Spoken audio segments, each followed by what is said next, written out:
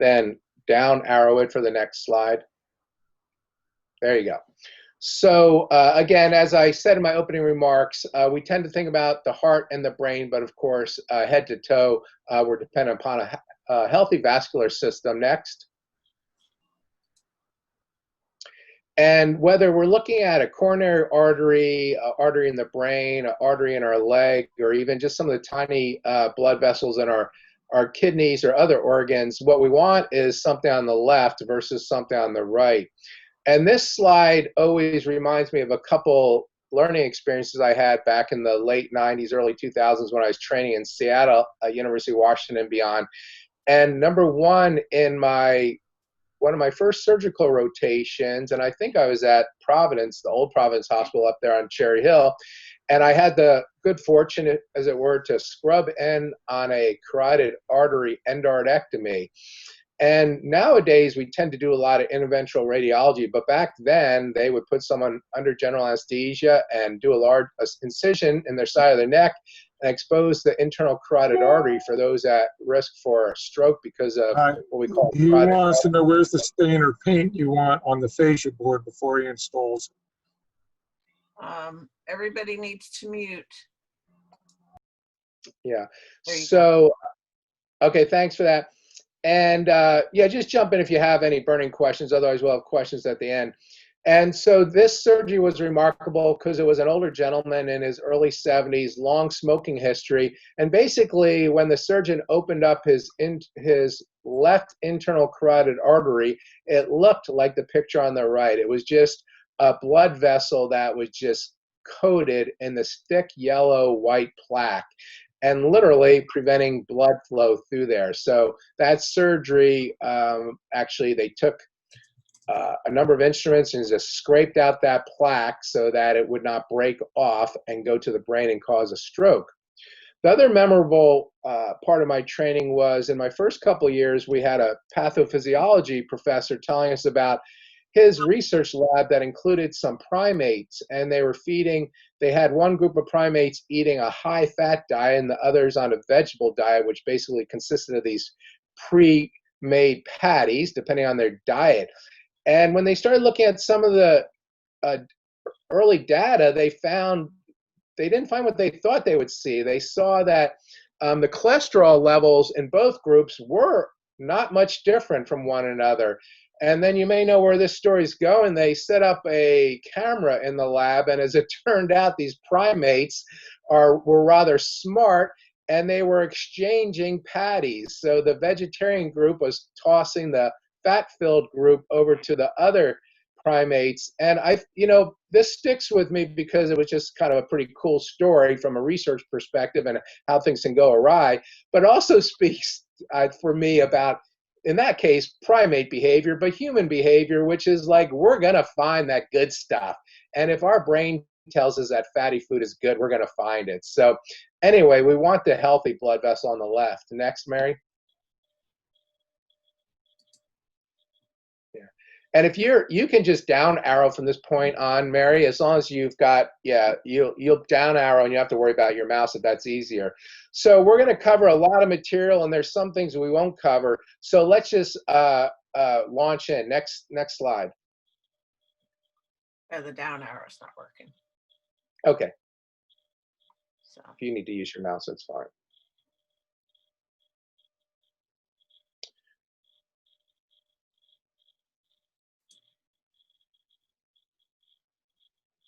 All right, I think we're up at slide 4, Mary. We were on this one. So there you go, slide 5. So thanks. All right, so, I'll go over some more clinical information here, but invariably in the popular press and beyond, people often want to know is, what about, I hear eating chocolate's good for me versus not. What about red wine or alcohol? And then asking about stress. And then the one that I've experienced during close to 20 years of clinical practice is folks coming in with results of these ultrasound tests that they get. So these groups come through with their van and they set up an ultrasound and they put out sexy ads talking about reducing your risk of stroke and other vascular disease. And we'll get to those. Next. So this slide is why are we even talking about this? Although this is from 2014, this is from one of my older talks, and the numbers may have changed. The hierarchy has not.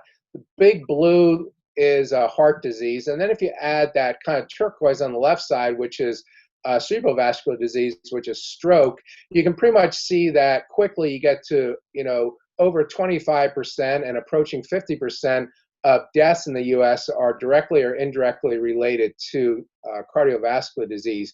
If you mix in the diabetes portion of the pie, then you're definitely at greater than 50%. And not surprisingly, diabetes, risk factors, and heart disease and stroke all tend to go together. Next. And this group of folks that probably everyone recognizes, just as my reminder to tell us, everyone here has in common the fact that they had heart disease. And heart disease doesn't care what your politics are, your ethnicity, your gender.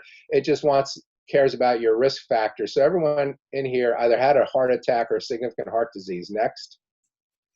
And then this group is our group of folks who all had stroke or cerebrovascular disease. And, when I put these slides together a number of years ago now, I was putting together for an older audience, and I specifically kind of sought out kind of some classic Hollywood stars and so forth. But the next slide is probably more up-to-date and pertinent to our discussion, which is when it comes to heart disease, and really stroke is not much different here, there are some differences, both in gender and ethnicity. Notably, those, at least here in this country, of African American descent are higher risk than Caucasians, who are at higher risk compared to Latinos. Now, that can change depending on risk factors. So, for example, if you have a population of Latinos with a high incidence of diabetes, their risk factor is definitely going to go up. But genetics, including ethnicity and gender, play a role. Next. But before we get feeling despondent that we can't necessarily change things, importantly, this slide is a reminder for all of us that prevention works. So if you look at the top causes of preventable death in this country, smoking and overweight, obesity, sedentary lifestyle, poor diet are number 1 and 2 by far. And then the rest of them are, speak to the fact that if anyone follows kind of CDC data, that in the last decade, we've seen a bump in morbidity and death.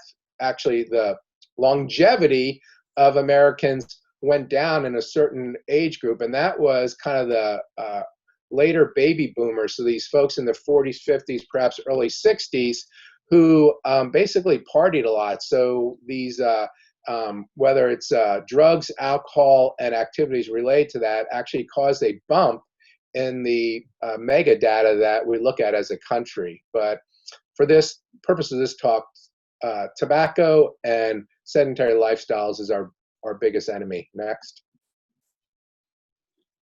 And then this is a list of risk factors that probably everyone is familiar with, and I won't read them through for you, but smoking and obesity, overweight is always at the top of the list, and then the rest of these are right up there. Some of these are modifiable, some of these things we don't have any control over, and we'll go over them as we move along. Next.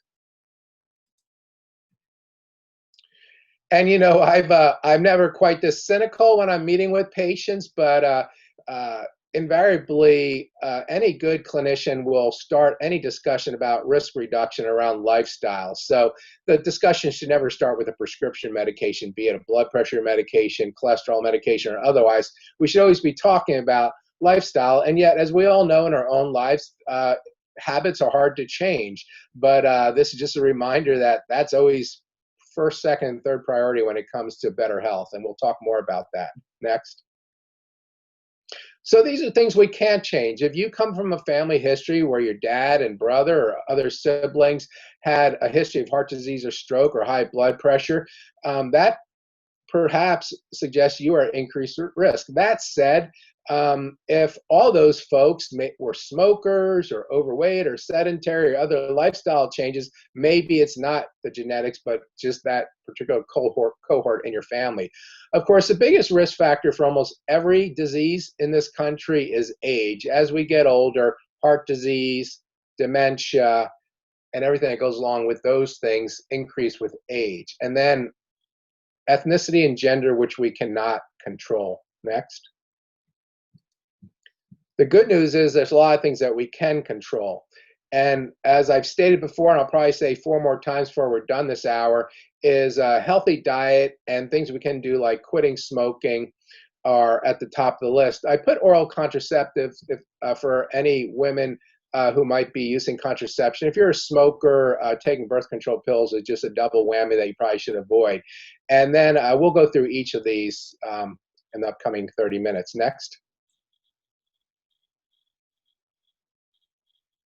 And I left this slide in from another talk just to remind us that, you know, having given countless talks about stroke, heart disease, dementia, and other things, exercise just continuously comes to the top of the list in terms of importance.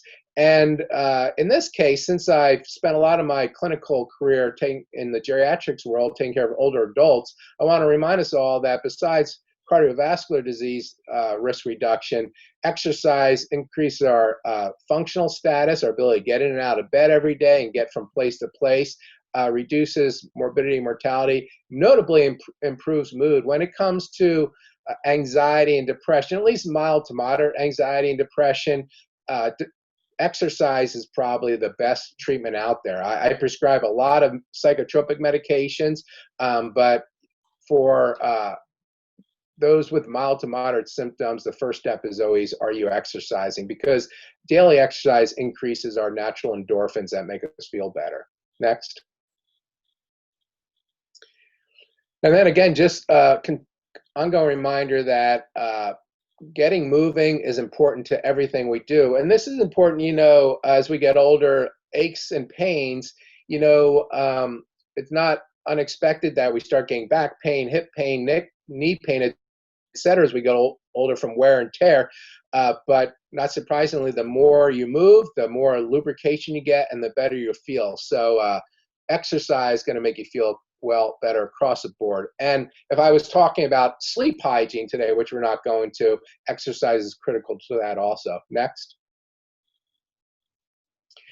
So again, in my 30 to 40 minutes of talking at you before taking questions, I don't have time to go into heart disease in detail. That would be an entire talk. But just as a reminder for today, you know, the heart is a pump, and a lot of things can go wrong with that pump. In this country, one of the big things is ischemic heart disease. So people have coronary artery disease who have had actual heart attacks, recognized or otherwise, or just blocked arteries. If you're not getting adequate blood flow, the pump's not going to work well. When you have disease of the heart muscle, you'll also lead to electrical conduction. You know, one of the ways to look at your heart is it's a big extension cord, and if it gets frayed, like you've had a small heart attack, things like atrial fibrillation or other abnormal heart rhythms can occur. So and then along with that is valves. I'm not going to talk about valvular heart disease today, but again, if any number of things that lead to a suboptimal working of your heart pump can lead to stretching and so forth, and then valves start getting leaky and you run into further problems. So when you hear the term congestive heart failure, which we're not going to go into detail today, that basically means the pump's not working, and that can manifest itself in a lot of ways. You get short of breath when you're walking, you get fluid in your legs, et cetera, et cetera. But all those basically come back to your pump is not doing its job properly. Next. And then we won't read through all these, but as a primary care physician, folks come to me for all sorts of things. And although a lot of times folks are concerned about things like cancer, and we all know why, because we all know someone who has been impacted by cancer. Cerebral vascular and cardiovascular disease are the top concerns I generally have for my patients. And, you know, folks come in with chest pain, jaw pain, things like that are kind of obvious. But as I talked about, folks have kidney disease, folks who are slow in healing of their wounds, folks who are just presenting with kind of vague gastrointestinal symptoms. I'm always thinking about cardiovascular disease just because it's number 1, 2, and 3 on my list of so many things as we age. And then, of course, if you look at the bottom bullet, asymptomatic, you know, for better or for worse, often folks are walking around with heart disease or risk factors, and they just don't know because they have no symptoms until something terrible goes wrong. Next slide.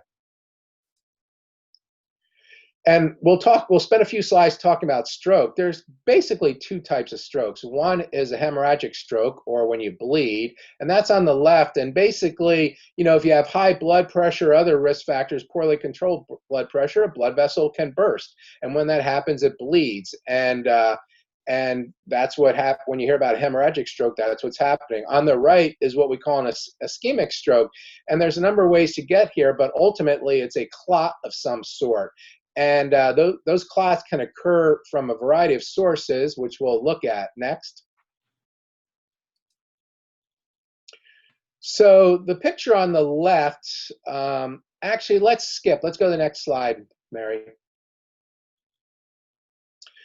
So we talked about the carotid arteries, and you can see this picture with the bubble in the middle, diseased carotid artery. If that is in existence and a little chunk breaks off, it can travel, and it's going to, just like anything traveling through a pipe, it's going to keep going until it gets too narrow to go any further. So depending on the size of that plaque or emboli, it can either get stuck in a large vessel like your middle cerebral artery, or if it's smaller, it can get through the larger middle cerebral artery and get deeper down to the brain. And that's the difference between a big stroke and perhaps a smaller stroke. So classically, if you know someone who's had, quote, a big stroke where they're paralyzed on one side of their body, difficult speaking, difficult swallowing, and perhaps even some cognitive impairment, that usually means they had a plaque that lodged in their middle cerebral artery. And then rather, if you know folks or you yourself have had, quote, a small stroke, or what we call a lacunar infarct, those are little clots that go deeper into kind of the smaller branches. If you think of a tree going down to its roots, those roots perforate your brain, and if they are small enough till they get down there, then they'll just have a smaller impact. So maybe it gets to a speech center, so someone just has a little bit of slurred speech, or maybe it gets to a part of your brain towards the posterior part of your brain where it impacts your balance or coordination. So the type of symptoms you have often will tell us almost exactly where you had the stroke. Next slide. And then this is a big one, although we're not going to talk about atrial fibrillation. If you yourself or you know folks with atrial fibrillation, that's an irregular rhythm of the heart where the small chambers of the heart are beating irregularly. What happens is the pump isn't doing its job, and blood can pool or stagnate in a certain part of the ventricle, and it can actually break off. And when that happens, it will travel from your heart up into your carotid artery, and that's why, and potentially cause a very big stroke. And that's why folks with atrial fibrillation are generally on blood thinners, be it aspirin, Coumadin, or warfarin, or some of the newer blood thinners. Next slide. And this is an angiogram of your carotid artery. So on the bottom of this picture is the top of your heart, or the aorta, aortic arch, and you can see both your left and right internal carotid arteries come up, and you can see, how that's feeding your brain. There's also posterior circulation that you kind of see in those smaller vessels down at the bottom. But if this person were to have a stroke, an acute stroke, you'll be able to see that on an angiogram. Next slide. So just important to remember, these are your classic symptoms of stroke: slurred speech, facial droop or numbness, weakness or numbness in extremity, sudden loss of vision, or sudden loss of balance or trouble walking. Now, there can be other things that cause this, but if you or someone you know experiences a sudden onset of any of these symptoms, this would be absolute indication to call 911. And the reason for that is, as we'll see on the next slide.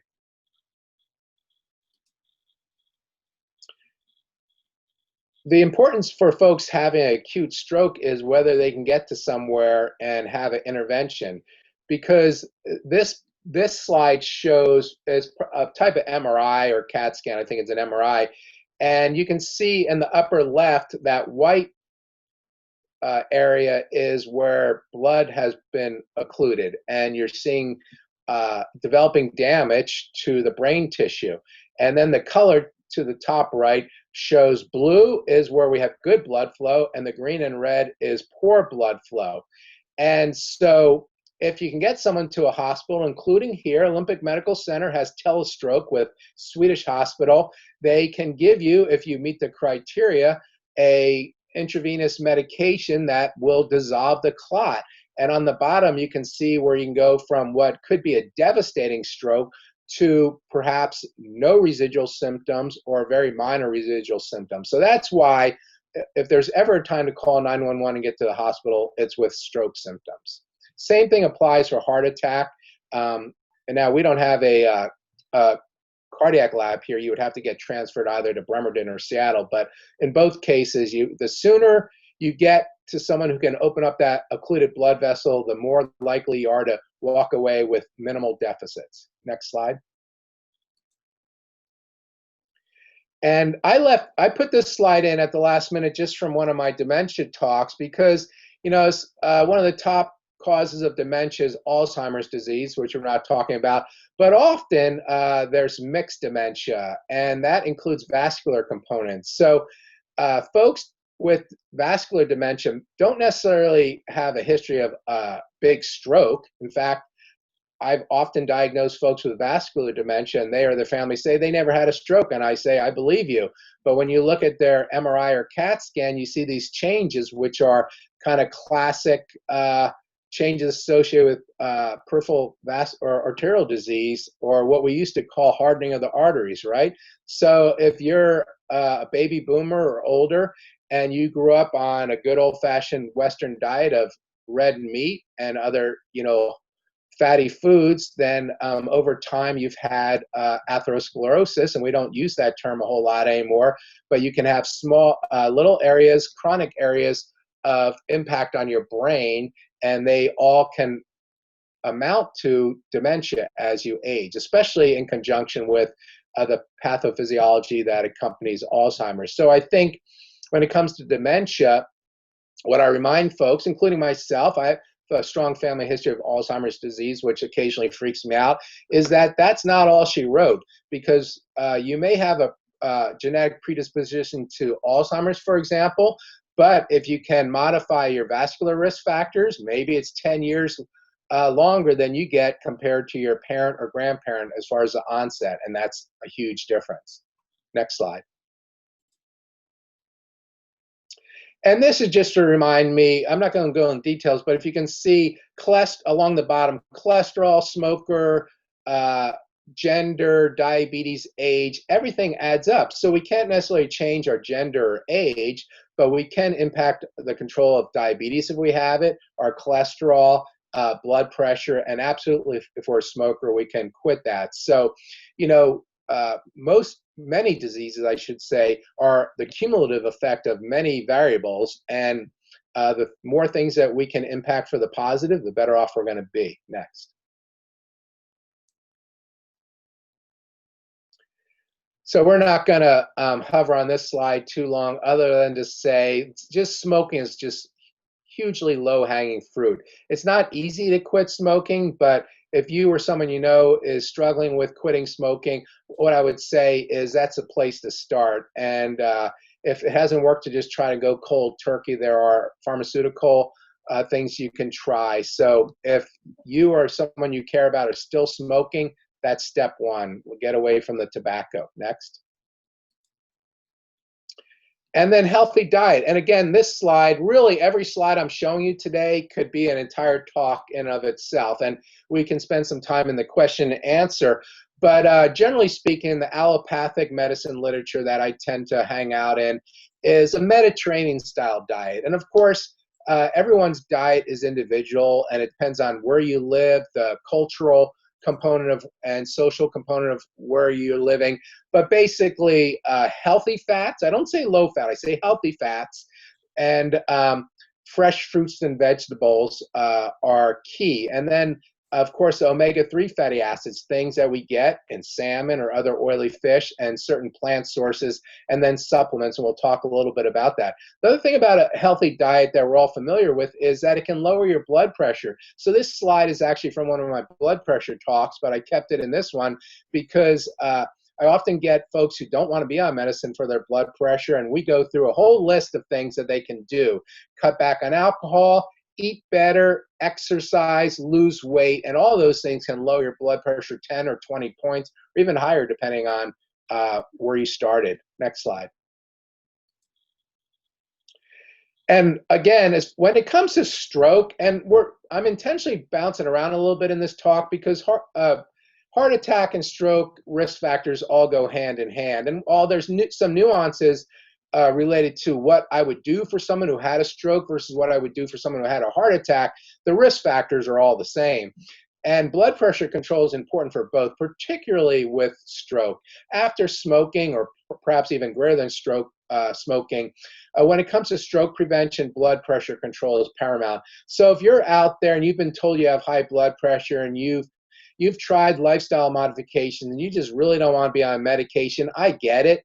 I hate taking pills myself. I don't even like to take my vitamin D pills. But if you have high blood pressure, I would absolutely say that would be a priority for me or my loved one to get that under control, because uncontrolled blood pressure if you think about the plumbing of your body, higher blood pressure just erodes the lining of that pipe. And that lining of the pipe is that endovascular lining of your blood vessel. And that's where inflammation happens and plaques occur, and then plaques break off and cause strokes and heart attacks. So take care of that blood pressure. Next. Cholesterol, again, right? We could talk a day about cholesterol. I have 2 slides here, including the next one, which is going to be about statins. But when it comes to cholesterol, I break things up into primary versus secondary prevention. And I should have made a point about primary versus secondary prevention at the beginning of this talk.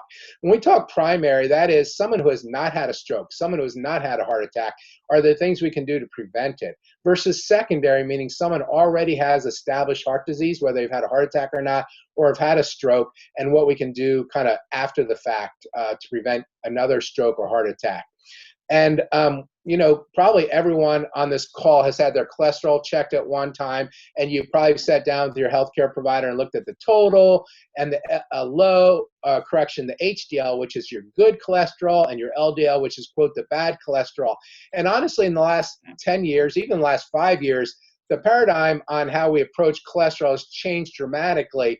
And again, though, the step 1, 2, and 3 is always going to be exercise, diet, and weight loss, because those are the best things you can do.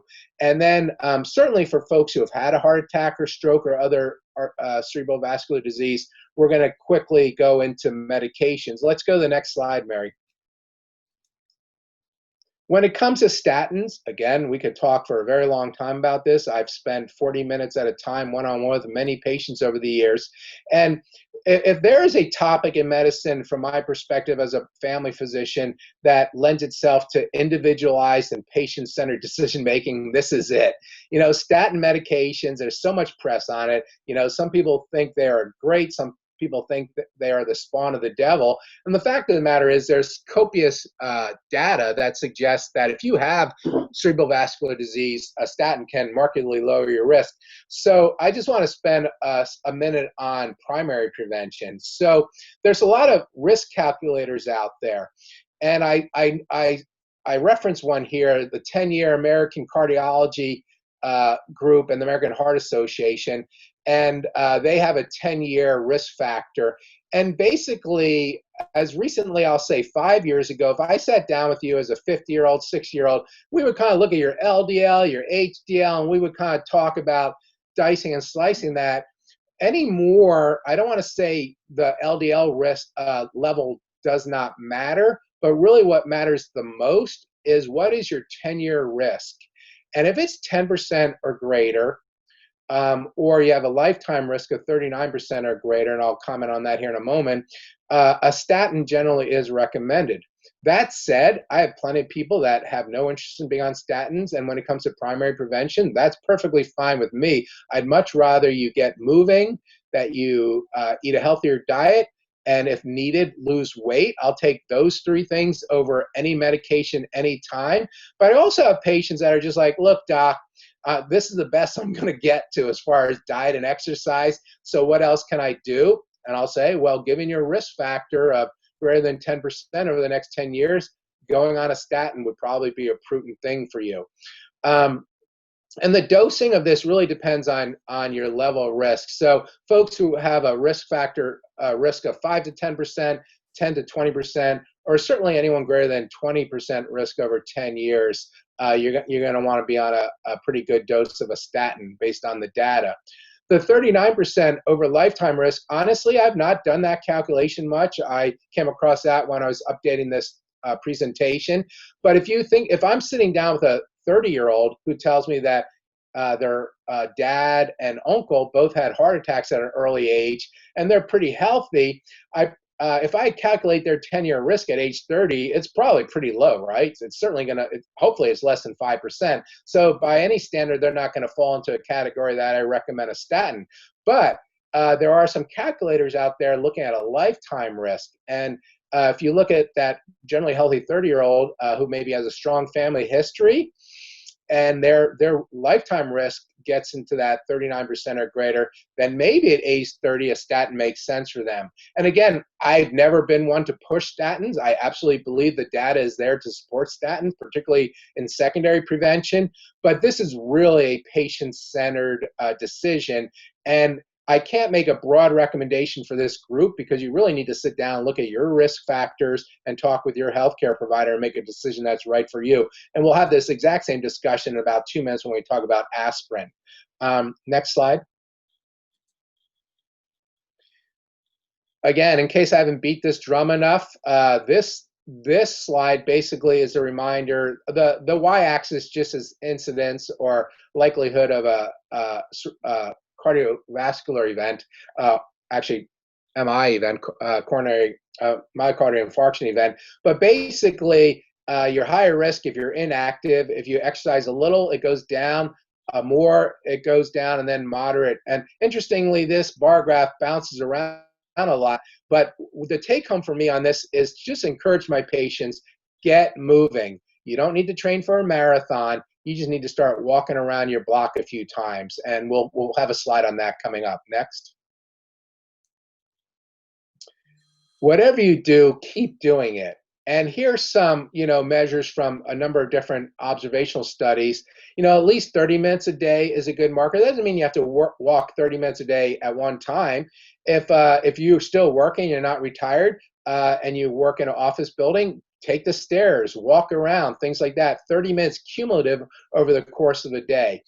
And folks often ask me, Paul, what's the best exercise? And hopefully you all know the answer to that. The best exercise is one that you'll actually do. So if you like to join a gym, if you like to join a spin class or a Pilates class or whatever, because you like community and you like that peer support, then that's good for you. If you're a loner, introvert, and you just want to walk around the block by yourself, then that's the best exercise for you. I would say that peer pressure or peer support can be really helpful. So even if you're not a gym joiner, et cetera, if you have a friend, a spouse, or whomever, a neighbor, and you want to support each other, getting out of bed in the morning, there's nothing better than accountability. And if someone's waiting for you on the corner, that's what gets me out of bed. Next slide. And we're closing in on the last 5 or 6 slides here because I do really want to give you guys a chance to ask me questions. Weight loss, again, we could spend hours about this, right? But basically, body mass index of 25 is what we're looking for. And a lot of Americans are much higher than that. Now, the body mass index probably is not a good measure if you're super fit and muscular. But if you're a very muscular individual, you already know that BMI is not a good measure. For the rest of us average people out there, the BMI is a good measure. It's a calculation that you can Google and put in your height and weight, and it'll do it for you. And importantly, every bit of weight loss goes a long way, including in blood pressure control. Next slide. Aspirin is really a fun topic, and again, I could talk for hours about this. I updated this slide up until like 20 minutes before I got together with you guys today because honestly, every time I give a presentation, this is changing and I have to update my knowledge base because aspirin really is individualized and I cannot make a grand statement that applies to everyone on this call. I'll make a few general statements here. If you have no history of cerebral vascular disease, aspirin a day has been shown to decrease your risk of heart attack, non-fatal heart attack. That said, you have to weigh the benefits of taking an aspirin a day versus risk of bleeding. And there are calculators for that. And the risk benefit analysis really depends on your risk factors. I would say for my patients, there's clear benefit if they have a history of a heart attack or angina, which is chest pain reproducible with activity. If you have a history of a stroke or a TIA, transient ischemic attack, or my patients with diabetes and peripheral arterial disease, I'm definitely going to put them on an aspirin, all other things being equal. Now, where you get into the more difficult decisions is those who are at moderate risk for heart attack or stroke, and there's some mixed data there. The interesting thing about aspirin, as some of you may know, is for folks who have taken a daily aspirin for 10 years or more, there is some compelling data that it can decrease your risk of colorectal cancer screening. So when I sit down with an individual, it's really about what's worrying them.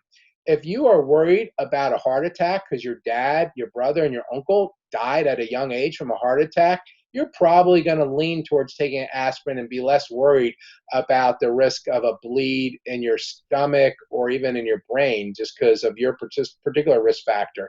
That said, if you've had, for whatever reason, a bleeding ulcer or other bleeding risk, or certainly a hemorrhagic stroke, then being on an aspirin for you may not make sense. And all that said, if you're very healthy but you have a family history of colorectal cancer screening, you may choose to take an aspirin simply for that. I will say that the general consensus is we do not recommend an aspirin a day exclusively for colorectal cancer prevention, but I have patients who make that decision, and that's right for them. Next slide. And so, yeah, I tried to kind of summarize this, so I'll just read it. Individuals not averse to using medications, more worried about preventing heart attacks, less worried about bleeding, and optimistic about possible reduction in colon cancer would be good candidates. So if that sounds like you, then a low-dose aspirin. The data, as you can imagine, there's countless studies out there. Probably less than 100 milligrams a day is totally adequate. So whether you have the 75 or 91 milligrams that they usually come in, that's probably just as good as a higher dose, like a 325 milligram aspirin. Perhaps your cardiologist has told you to take the higher dose, but in general, lower dose probably provides the same protection with lower risk of bleeding. Next slide. Diabetes. This is 5 talks. I just put this in there because diabetes is a risk factor for stroke and heart disease. And if you have diabetes, whenever I saw a lot of patients with diabetes, I used to kind of present it to them, and the way I looked at it is a 3-legged stool or table. And that is glucose control, blood pressure control, and cholesterol. And I'll deny I said this if you try to repeat this, but if my patient made me choose between okay glucose control and really good glucose control versus good blood pressure and cholesterol control, I take good blood pressure and cholesterol control. That doesn't mean I want my patients with diabetes to ignore their sugar control, but all 3 are super important. And sometimes folks, especially early after diagnosis, they focus on their glucose control as well. They should, because they're learning how to eat and exercise and how their medications affect their glucose. But once you settle into what is predictable for you, blood pressure and cholesterol risk factor reduction is equally as important. They all go together. And of course, weight reduction and physical activity. Next slide. And fish oil, I just want to put this in there just to cue us that there's lots of discussions about supplements, and there is data that taking fish oil can be beneficial in primary prevention, although it's kind of mixed. The thing with fish oil, I would say, is like a lot of supplements, I recommend we all try to get it from the actual food itself, be that salmon or other oily fish or other natural foods that have these substances. Because whenever I try to do a deep dive into multivitamins and supplements and all that, the data never is as good as just eating a healthy diet. So I'll leave it at that for fish oils right now. Next. Alcohol, again, this is a highly debated topic. What I want this slide to remind us all is whether you have a cocktail, a glass of wine, or beer, your body basically sees alcohol in the same fashion. That said, we're all probably familiar with some of the early studies looking at France where they had lower cardiovascular disease, and we're like, what's going on there? Boy, they're eating cheese and fatty foods and all that. And there's some evidence that other substances in red wine may be antioxidants, et cetera, et cetera. Again, that's a talk in of itself, and I'd be happy to come back and offer that. But in general, when it comes to alcohol, all alcohol is created equal. And for men, we generally recommend less than 2 drinks a day, women less than 1. And interestingly, that level of drinking can lower blood pressure. I don't think I've ever recommended one of my patients start drinking if they don't drink, but I certainly on a number of occasions have told my patients who do drink daily that if they can provide some protection if they keep it at 1, maybe 2 a day. Next slide. Yeah, so I don't want to spend too much time on this, but from time to time, the papers advertise these folks come around life screening. And I would say on this one, first of all the kind of expert panels generally recommend against these ultrasound screenings. And as I've sat down with individuals over the years, and I've had so many different conversations, I don't think it's a bad test to get. It's not going to harm you. It's just a ultrasound wand on your carotid arteries and they might look at your aorta and so inferior aorta and all that. Is that it's kind of a peek into an indirect look at your cardiovascular health. So what I always tell people is, well, first of all, bring me your report and we'll look at it. And not infrequently, if you're 60 years or older, there's going to be some kind of stenosis or narrowing of your carotid arteries. So if you've had one of these tests and they said there's some narrowing, you don't need to freak out. I'm not going to go into the criteria for when a vascular surgeon or interventional cardiologist would recommend doing something about that. But again, living an American lifestyle and diet, probably most of us at a certain age will have some plaque in our carotid arteries and elsewhere.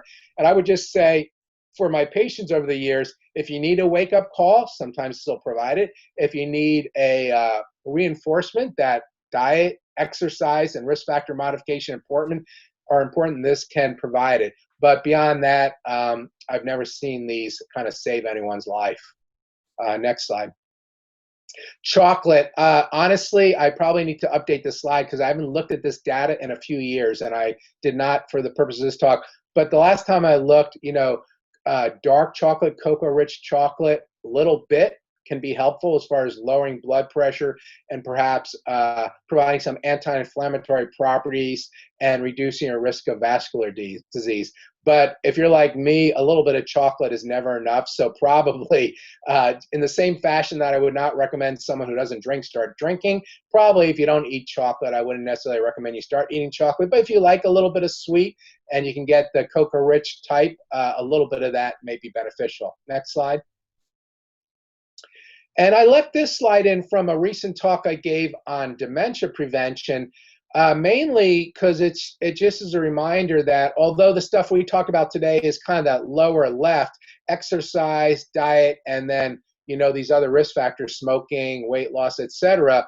When it comes to brain health, and I alluded to this directly or otherwise when I talked about vascular dementia, all these things go together. It's never one thing. So when I talk about brain health in general, not just stroke, but cognitive decline and risk of dementia, everything we just talked about comes into play. And then there's some other interesting things that you'd have to invite me back to talk about. But interestingly, hearing loss can be a risk factor for developing cognitive impairment or dementia, and higher education can be protective, and even some aspects of cognitive training can be protective. But I just left this in there just to remind us that it's a whole bunch of factors that come together for our individual risk factor, be it for stroke, heart attack, or otherwise. Next slide. So I covered a lot of material, and I know I spoke quickly because I want to get a chance for you guys to ask questions.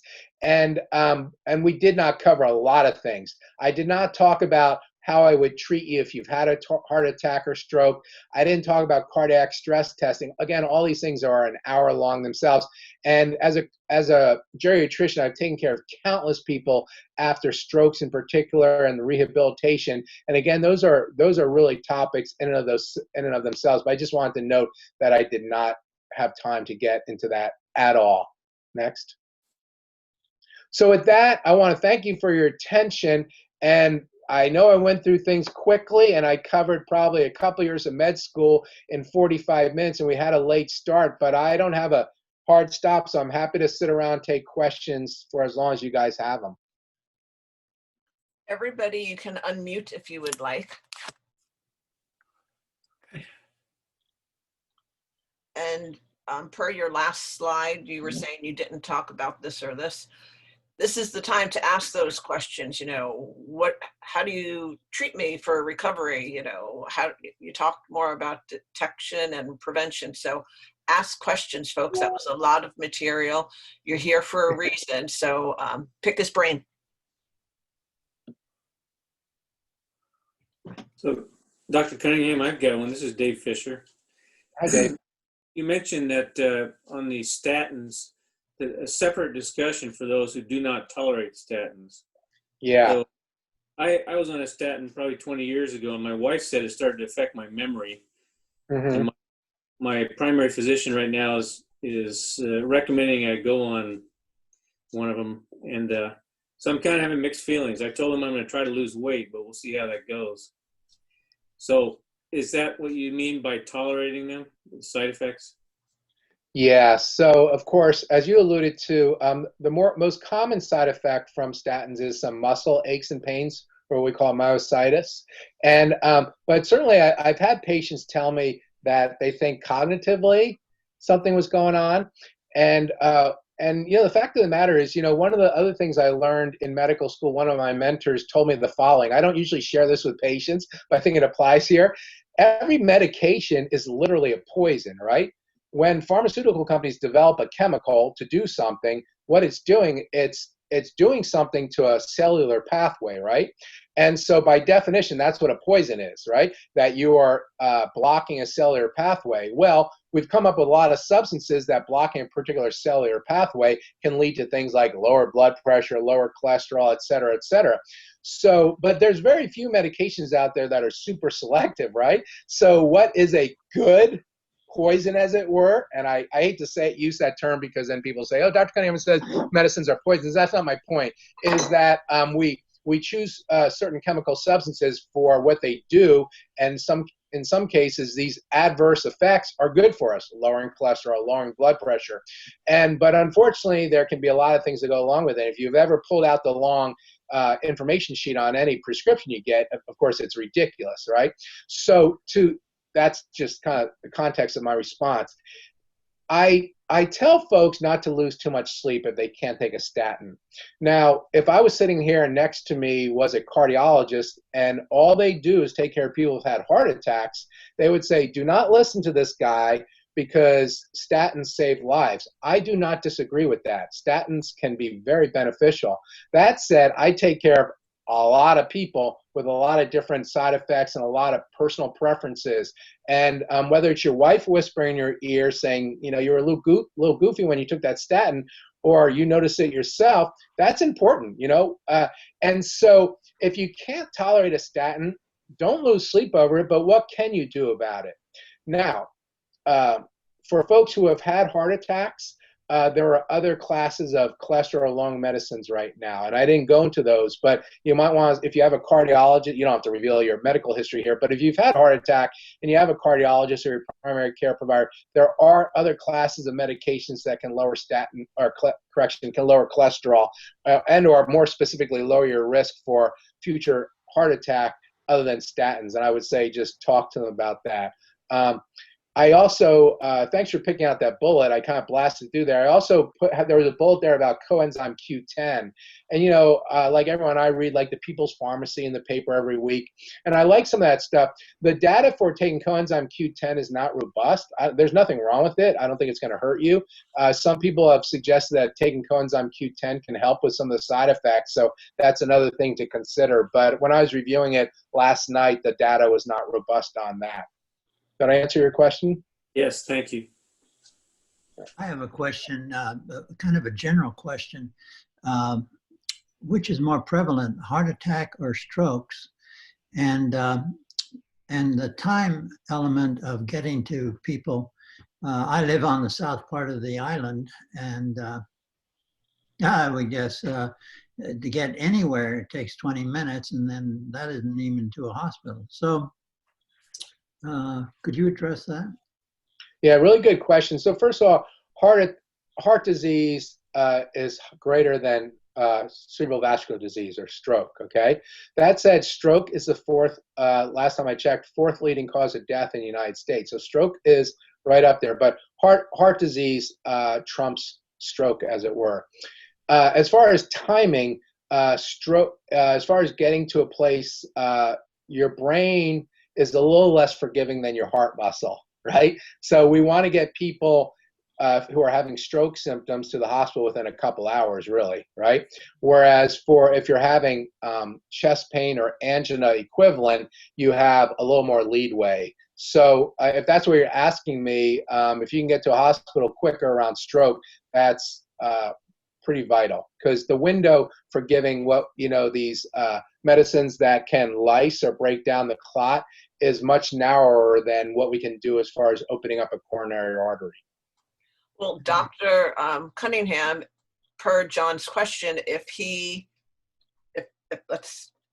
somebody has a stroke and the EMTs get to them in 5-10 minutes, and they can clearly see that it looks like they're suffering from a stroke, they would be starting some kind of process then on the way to the hospital, correct? You know, that's a really good question that I don't actually know the answer to. If it's a sophisticated EMS system, they may very well be communicating. Well, the answer is yes, Mary. The medics would be communicating with the hospital, right, and giving them a heads up. And the question is, the gentleman who asked the question, you said South Island. What island are you on? I'm on Bainbridge. It's well, there's only one road here.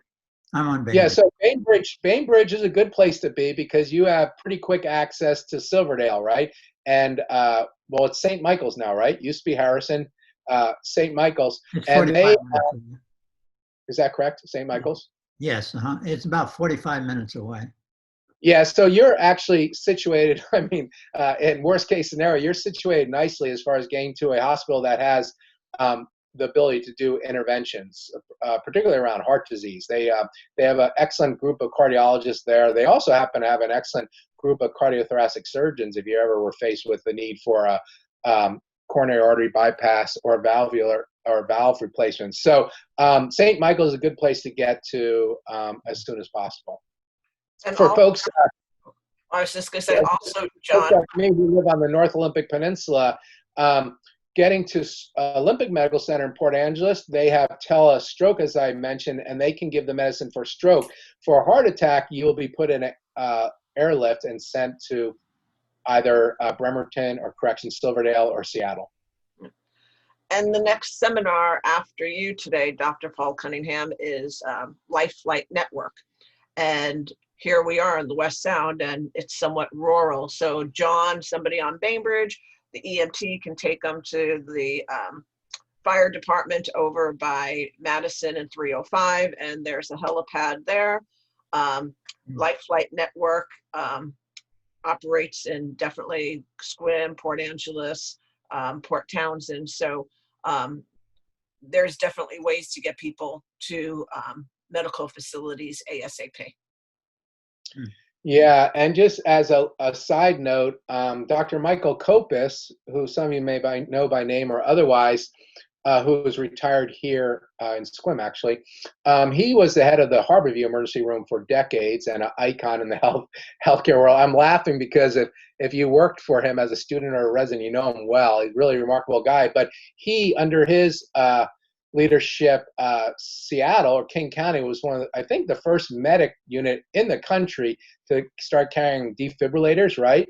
And that was the beginning. I think that certainly in the 70s, maybe as early as the 60s, but 70s started carrying defibrillators because we know from folks who have ventricular fibrillation arrest, that's where, when you, just as an aside, when you hear someone has had a heart attack, as a physician, that doesn't mean much to me. But often if someone has sudden cardiac death, that usually means they went into VFib arrest, and that's where your heart just does this unsustainable rhythm. And literally the difference between dying and getting up and walking away an hour later and getting on with your life is electricity. And that's where automatic defibrillators come in. And Dr. Kopis, when he was at Harborview, led the way with the medic units there. And you may remember, I'm old enough as a kid to remember the 60 Minutes segment that talked about that. So ironically, he lives here on the peninsula now. So, you know, to that earlier question, Mary, a lot of the medic units are pretty sophisticated now. I'm sure the Bainbridge Island ones are, as far as getting you to the place you need to be in a timely manner. And sometimes that might mean diverting from a hospital and getting to a helicopter pad and getting you elsewhere. Any other questions, folks? We've got Dr. Cunningham with us, so definitely take advantage of this. Unmute yourselves.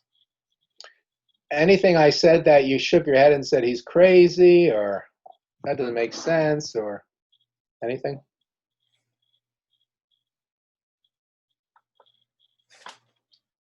Okay. Good. Well, seems like we should do the drawing then for the door prize, which probably is completely inappropriate because it's it's a $25 gift card donated by Assured Hospice, and it's for Sequim that takes the cake. So they have, I mean, muffins, though. You can get healthy food here, or you could use it as a gift, or, you know, bring it as a, if you're going to a party and it's, what's it called, potluck. So, and this goes to Rebecca Knievel. And I can mail this to you, Rebecca. So if you want to email me or chat me your address, then I'll address this to you and send it off. Let's see, we've got one chat here. Yes, it can be. You mean, when you say it can be gifted, you mean you want me to call somebody else's name, Rebecca? Okay, nope, I'm sending it to you and you'll gift it. Okay. Wait a minute. I'm going to stop the